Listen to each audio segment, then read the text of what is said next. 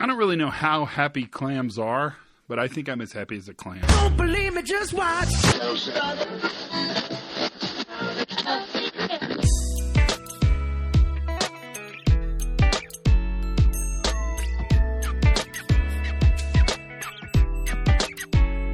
It's beginning to look a lot like Welcome to the Pre-Accident Podcast. Hi, everybody. Hey, it's good to have you there. We're deep in the middle of the season, and it is a fun time. It's cold and snowy and icky and wet and all the things it normally is in December, and here we are in the middle of it. So that's how this works.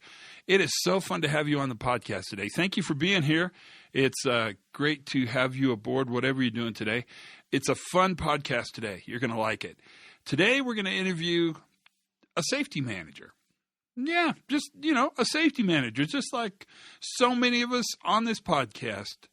Nothing special, nothing great, except that this guy is so much fun. You will love Frank. Frank is a great, great guy. In fact, Frank Dunlap is, I think, the quintessential safety guy. And you'll hear it in his voice when he talks to you. And if you could see him, you'd know it in a split second, in a flash. Frank's interesting, he's compelling, and he's on a journey. And one of the reasons I asked Frank to be on the podcast this week is because I want him to talk about that journey, because I think there's much we can gather from that. And so that is what today's podcast is all about. And I think you're going to enjoy it greatly. For me, well, things are just, the way things are in December, the month that does not exist, except that I think it's really fun. Of course, there's weird pressures, and you have to find the right gift and order stuff and go shopping and put up with crowds. But all that's kind of fun, really, at the end of the day. I mean, really, it's a nice chance to be with people. And for the most part, pretty much across the board, the people I'm interfacing with are in a pretty good mood. And that makes it fun and kind of nice and interesting. And it's the season. I like it a lot. I like the music. I love the lights. Given a world without limits, I can't even imagine how I would decorate the house for Christmas. I just can't even imagine. LEDs are cool now. There's multicolored. You can change colors with remotes. You can do anything. And it's all pretty fun. So with that, my little treatise on Christmas and how much fun it is to talk to you and how much fun we have anyway, let's head to the podcast. Let's hear what Frank has to say. Will you please sit back and relax and listen as Frank Dunlap talks to you about safety as he sees it and the journey he's been on to sort of move towards safety 2, the new view. And he's moving an entire organization, an entire plant, and an entire plant management staff. He's dragging them with him come heck or high water, and that's right where Frank's going. So until then, let's talk more later, but this is Frank Dunlap. Listen carefully. So what's up, man? Thanks for doing the podcast. Well, hey, not a problem. We'll see if I actually have anything interesting to say. Oh, I think that's the least of our worries, really. The least of our worries. How have you been? What's been up? Tell me everything. Oh, man. Busy, I guess you would say. Really? Yeah. A lot going on here. So, a lot to do and a lot of people's minds to change. So how are you changing minds? What are you doing to change minds? How do you do the voodoo you do? Conversation, Todd. That's pretty much what I've been trying to do. A lot of just conversations, getting the right people together in a room and then asking the right questions, I guess. And maybe sometimes the wrong questions. Well, no, I think the question's the powerful thing in that. How do you set people up to have those conversations? Well, just kind of talk about context, right? So, we've had a couple incidents since I've been here. So, it's been an easy way to talk about what's going on in that instance, the context of the worker, what they were dealing with at the time. So it's easy to talk to management about that at that point because you have something that's concrete, something that's there to talk about. How does management take it? I mean, are they open to the conversation? Is that hard or easy or difficult or fun? I think what's interesting about that is that at the beginning of the conversation, you can see the mindset of, the fault of the worker. You know what I'm saying? Right. Yeah. But by the end of it, you can really see the switch. Especially once you start explaining the context and you try to give them that vivid viewpoint of here's what was going on, here's what the circumstances around the incident. and then my favorite thing is to say, I could totally see how I would do the same thing. And when you throw it, it kind of disarms things a little bit, and then you can really start having that conversation of how the system allowed that to happen. Does it change the outcome, you think? Yeah, sometimes. Not always, obviously. Yeah, you can't. I haven't figured that one out yet. Does it change the corrective action?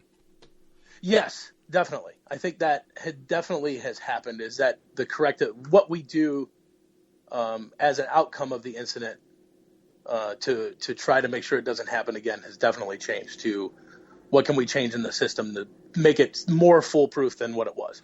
So, in other words, adding those defenses. And are you getting more safe? Yeah, I think definitely. That's cool. I'm seeing more and more of the hazardous conditions come in now. That's cool. that are really, but not only looking at it as a hazardous condition, but looking at it as what can we do to prevent something from happening here? How can we build capacity for failure? Oh, that's great. So introduce yourself, Frank, to all the people, because they don't know and love you the way I know and love you. Gotcha. But they will. By the end of this little 30-minute stretch, that you are going to be the most popular boy in school. Oh, man. I don't know about that either. Never was when I was a kid. So. Well, it can change. True. My name's Frank Dunlap. I'm an EH&S manager. I didn't get any clearances for companies, so I didn't want to actually say company names. Yeah, that's fine. That's not. Yeah. I have no problem with that at all. I work in the same kind of place, so I totally get that. Yeah. So I work in a manufacturing environment, a lot of moving machinery, and a lot of consistent batching. So something that happens over and over and over again all day long, 3 shifts, etc. I've been doing EH&S now since 2007 and kind of fell into the role. Yeah, so what got you into doing I can't even talk. EH&S, thank you. What got you in 2007 interested in, or what, was it thrust upon you? Is that what I hear you saying? Well, no, I thrust it upon myself a little bit. I worked for an environmental company for about 11 years, and while I was there, I was getting my degree. Nice. And once I got my degree, physics, which has nothing to do with EH&S, but that's a whole other story. Or does it? Yes. Well, that's true. It really does. But I, after I got my degree, I thought logically, well, I've been in the environmental field forever. I think my next logical step is EH&S, and found a guy who gave me a try at it, and kind of excelled from there. Actually, I just went into it and found out I actually had a little bit of a knack for this safety thing. So, what do you think your knack is? What's your advantage? I'll be honest, it's personality only. Yeah. That's I agree. probably the biggest advantage in this field is being able to be a people person and talk to pretty much anyone. I think doing work for so long, like actually just being a worker on the floor. I started as a facility technician with this environmental company, so started right at the ground floor, entry level position, and worked my way up and went to college and all that kind of fun stuff. So I think that helps a lot with this job as well, being able to talk the talk, understand what they mean when they're talking to you, things of that nature. What got you interested in sort of beyond Safety One stuff? What got you interested in kind of the new view? Yeah, I was working for a chemical company, and this was probably back in about 2008, 2009. They had bought another chemical company, and their EH&S people kind of were a little bit already kind of on that verge, and they suggested this new root cause analysis training, and it was from ABS Consulting. I don't know if you ever heard of them. But no, I don't know, but it's good to give them a plug. Yeah, so we like them if they're new view people. Well, and I'm not sure all of ABS is, but I know the trainer was, and the book he wrote was definitely new view, because it was a week-long class. I mean, of just sitting there and going through incidences and talking about how to investigate them.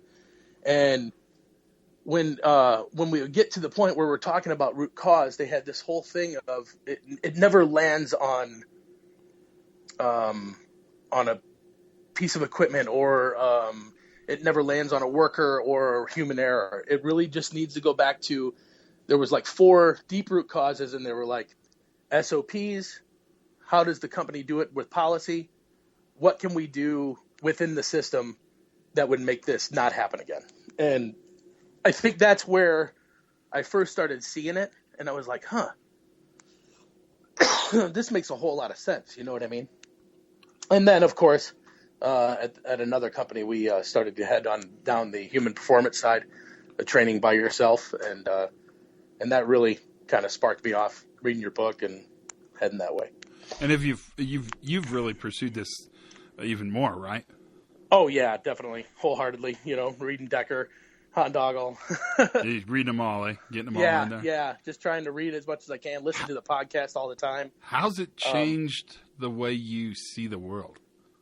Oh, that's an interesting question. You know, I see a lot of even in the newspaper, a lot of things happening. You know, I don't want to get political or anything like that, but you know, some of the things even that happens with police officers, and I started to think, well, these are workers, right? So these workers are trying to do work the best way they can. I mean, because that's where we start, right? We start with their workers. They're trying to do the work the best way they can. We can't just leave it with it was there has to be something in the system that's creating it, right? Right. So I think that's where it's more often now, you know, you see a train crash or something like that, and now I'm arguing with people on the street just about, well, no, it's not just the conductor's fault. You got to think about this, that, and the other thing, you know what I mean? And how the system allowed that to happen. Well, and you really see it. It's funny, you see it so much at our level. So, you know, you and I share something that we're out there, and really you're out there way, way more than I am, but you're out there. You're at the pointy end of the stick. I mean, you are managing safety with real people every single day. You see them, you know their names, and you really see that this whole idea that you put really good people in a really crappy system, you get crappy outcomes. I mean, exactly. It's just, you know, systems eat people for lunch. And so that's a part of how we do that. How do you build relationships around the new view? Do you have different conversations now than you had 7 years ago? I mean, how do you build that same safety manager worker relationship, that floor level relationship when you're out there and they're saying, "Hey, Frank, how are you?" Or maybe they're saying, "Holy crap, here comes Frank," but they're saying Frank somehow. I think you still get that some, because you still have to be the guy who reminds them that they do need to put their safety glasses on, you know? Right. So you still get a little bit of that. But I think the conversations has changed as to how you're doing. Explain to me what you've got going on here. You know, I don't make tile. What are you doing? You know? And they really enjoy explaining their job to you and explaining how they do it and how they do it well.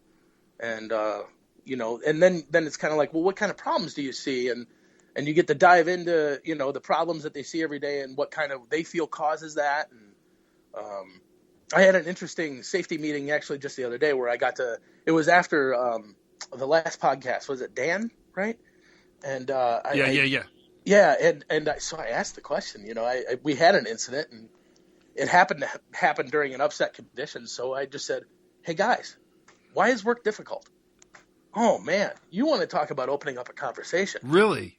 Oh yeah. See, I wouldn't think. See, that's cool because it seems like such an open-ended question that they'd look at you and think, "Oh crap." At first, yes, but I think it had to do with the context of the incident being an upset condition, and I was able to set the stage you know, he was involved in a difficult work at the time. And so I was like, so what makes your guys' work difficult? Why is your work difficult? And what I saw, and I have like 3 different meetings that I do the same meeting for because there's 3 different committees. And I started to see a trend for all 3, you know what I mean, of like the top 4 or 5. And it's like, well, you can work with that data. You know what I mean? That's good data. Yeah. And what was the best part about it was one guy said in the first meeting, he said, "No one's ever asked me that before."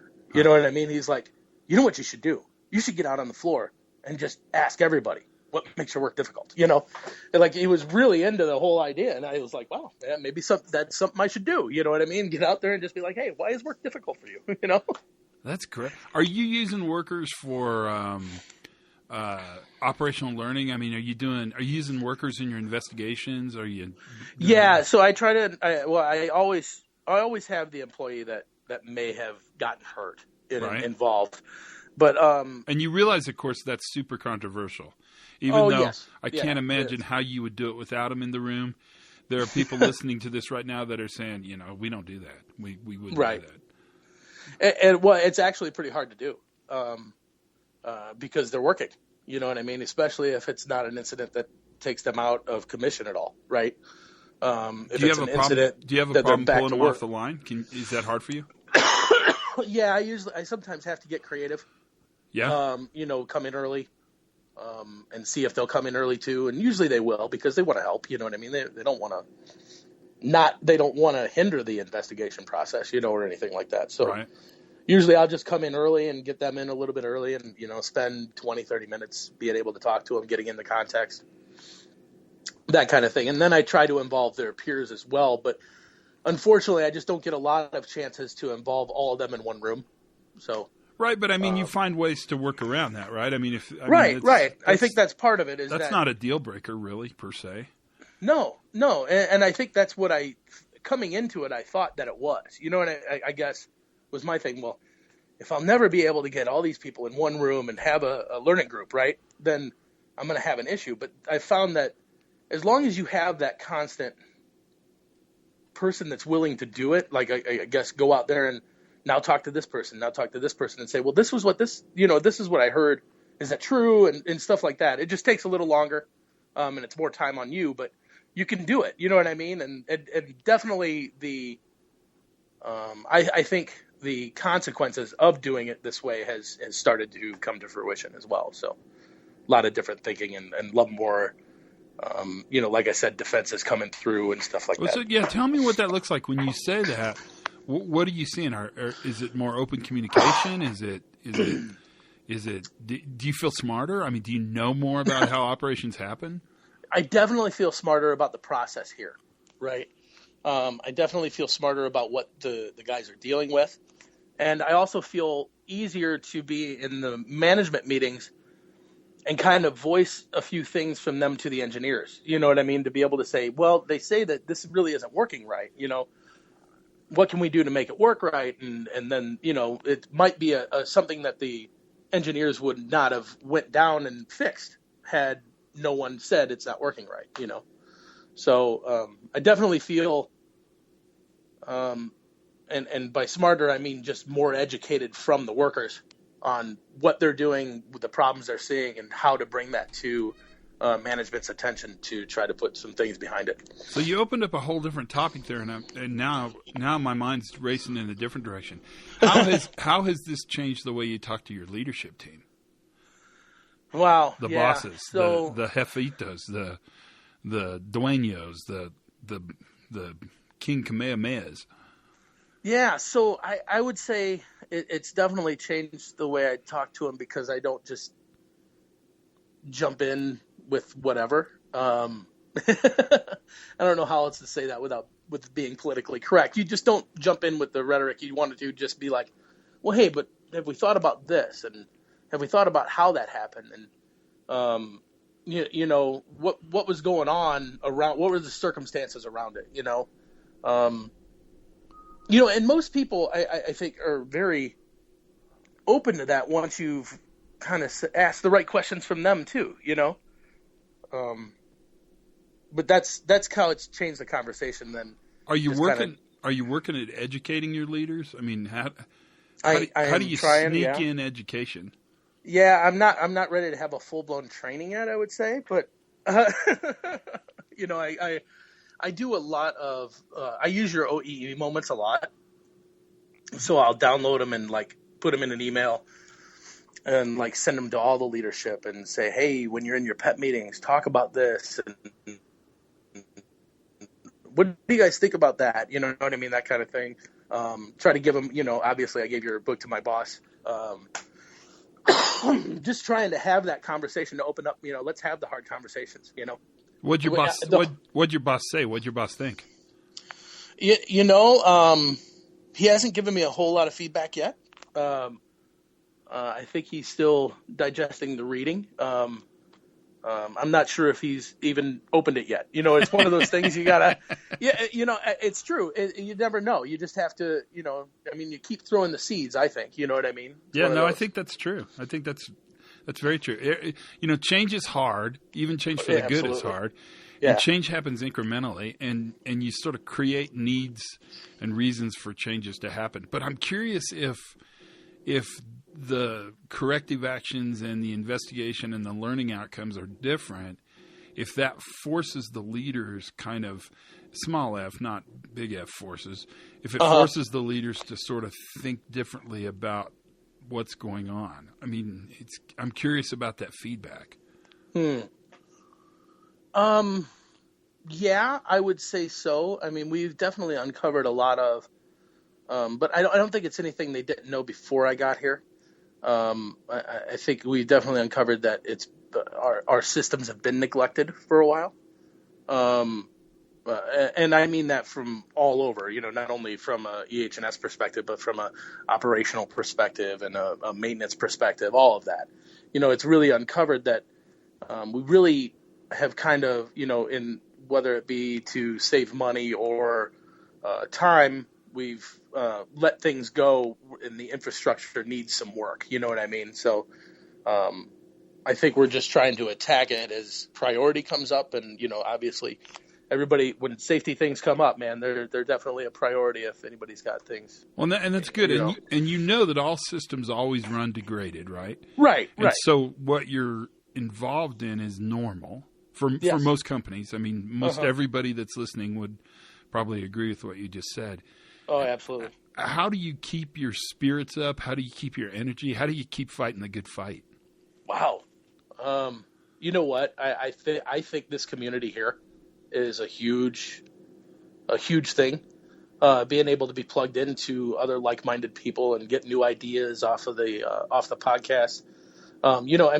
Just off the podcast alone, I've started this thing where we've started to do those pre-mortems. Oh, nice. Really? Nice. Yeah. I kind of turned it over to the supervisors and said, hey, this is another tool. And, a couple of them bid on it and a couple of the teams really like it. A couple of the other teams didn't like it, but they liked the pre-job idea. I just keep trying to, get new ideas from this to say, we need to realize that the same risks are there that were here when you first came in here. That machine's just as risky as it was. You know what I mean? We're just better at it, right? So, right. And that's what I think the pre-jobs, the pre-mortems and all that do. And different people need different types of safety. And so one of the things that at least has been a lesson for me, and it sounds like you're there too, is realizing that I provide many ways to get to the water fountain. Right. There are many paths to nirvana. And, right. And all of them will take us to an environment where we have the capacity to fail safely. And how they get there is really a matter of what works best for them as a leader and for their team members as team members. Right. I think it is, like you said, just throwing out as much as you can and see what bites, right? Yeah. And a better way to say that, not that that's not a bad way to say, that's a good way to say it, is that you're constantly micro-experimenting. So Yes. Instead of saying to your boss, I'm throwing all the crap on the wall and seeing what sticks, what you're really doing is running a series of micro-experiments to see which ways you use actually can help make the process more reliable, safer, Yes. right? Yes. That's ultimately. How are you guys measuring safety success? Any luck there? No, not yet. We're measuring it the traditional way, right? Lost time incidents, TRR, your typical measurements. But I know that we are moving towards the more leading indicator idea.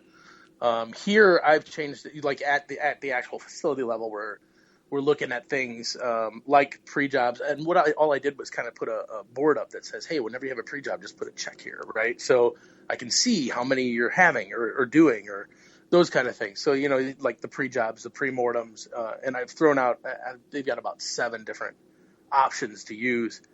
And it's basically just to give me an idea of, okay, well, they're really grabbing on to the pre-mortems. I should probably work that way over here with this team. You know what I mean? That kind of thing. Because we are really broken up into teams. And, not everything works for each one of them the same way. Are you present at all 3 shifts? I try to come in once or twice a month and do the off shifts. Yeah, I get obviously first and second's easy. You just straddle them, but the third shift is the rough one. So I do try to do that a couple times a month or once a month. Do you have employee safety teams or? Yes, yeah, I have. That's what I did. It was one big committee. It was about 25, 30 people in a room at once. And I kind of broke that up to 3 teams of about 8 to 10, and that's those are the teams that we meet once, twice a month, and just try to get together. And sometimes we'll do training. I used the Jenga set this past one. Nice. Yeah. Oh yeah. It's a really good illustration, and it really works out well. Yeah. I steal more stuff from you, Todd, than you probably. Oh, you should steal everything you possibly can. Take it all, man. Go crazy. So, what hints would you give a new safety manager that you've learned? What are things that would have saved you a lot of time had somebody told you early? What should people know that you're learning? I just get out there and learn what they're doing. It's the most important part of, let's face it, a safety manager is really the kind of voice to upper level management, or whether it be the plant manager or the operations manager or any of those. It's one of those peer-on-peer conversations that you can have. And if you're not understanding what is going on at the supervisor and worker level, if you do understand that, then you can have those conversations with management and help them understand what is being dealt with, what's being worked with, and how good of a job these folks are doing, I think. That's my advice, is to get out there. I constantly do walk-arounds, constantly ask people to tell you what they're doing and how they do it. I have not ran into anybody who's been like, get out of here, I don't want to tell you. Everybody has no problems. Shut up. Yeah, Leave me alone. I'm not saying it won't happen, but it does happen. I will say this. I did get the best compliment where I'm at right now that I've ever gotten in my life. Got done with doing an all-employee meeting. And kind of we were talking, it was right when I first got here, so we were talking about risk and how you evaluate that using pre-jobs, things of that nature. After the meeting, this guy came up to me and he said, out of everybody who sat in that office, you made it the most digestible. That is high. That's good. I said, that's awesome. All right, I'll take it. That's totally a good compliment. Man, Frank, thanks for your time. This was great. Oh, hey, I hope it was all right. It was great. Are you kidding? It was perfect. It is really good to talk to you. And I'm glad to hear. Are things going well? It's so good to hear your voice. Yeah, things are going really well. I got to say, calling Troy and you and stuff like that, like I said, that community I think is very important. Now I'm getting into the website, the Safety Differently website. So isn't that cool? That's cool. It's very, very cool. Yeah. And those guys are wide open, man. If you ever want to write anything down, write it down and send it to them. They're wide open. My wife keeps telling me I should blog. I was like, I don't have time to blog. I don't know. Yeah, it's really about you probably, nobody has time to blog, but it's about sort of realizing that when you blog, really what you're doing is improving how you understand your work. That's true. And so that's good. But you have lots to offer the world. This is great, man. You're going to be a star. You're going to be a rock star. Hey, right on. I've always wanted to be a rock star. And today, Frank, you did it, baby. You are a rock star in my book, and that's all that mattered. Wasn't that a great conversation? I tell you, that's what the podcast is about. A chance for people with voices from all over the world, all over their organization, to have a chance to tell their story. And I really appreciate Frank taking the time to tell us his. I think there's much in there for us to think about. There's certainly things for us to ponder. If you're a theorist and an academic, if you're thinking about safety from sort of the research side of the house, this is the voice of safety in real life. If you're a practitioner like Frank is, you know exactly what Frank was talking about. And you know the struggles and trials and tribulations and opportunities and joys and satisfactions that he gets. And he takes them where he can, and that's what matters. That's the podcast. Have a great holiday season. Wherever you are and whatever you're doing, I want to wish the best holiday season, the best Merry Christmas I can possibly wish to you. And have a lot of fun. But first, learn something every single day. Go out and have a great time in spite of the crowds. And for goodness sakes, be safe.